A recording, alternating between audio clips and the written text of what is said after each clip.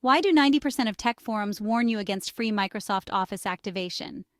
What's really behind those warnings? Let's clear up the confusion. First off, Microsoft Office isn't free software. Whether it's 2016, 2019, 2021, or 365, you need a valid license or product key to activate it legally. Here's why. Every copy of Office checks in with Microsoft's activation servers. If your product key isn't legit, activation fails, simple as that, trying to use workarounds or cracks. Not only is that illegal, but it puts your computer at risk for malware and other headaches. Piracy is a no-go, but don't worry, there are still free options. You can use Microsoft 365 for the web, which gives you free access to Word, Excel, and PowerPoint online.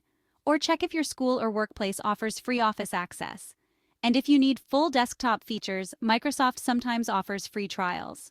Bottom line, there's no permanent legal way to activate Microsoft Office for free. Play it safe and explore the legit options.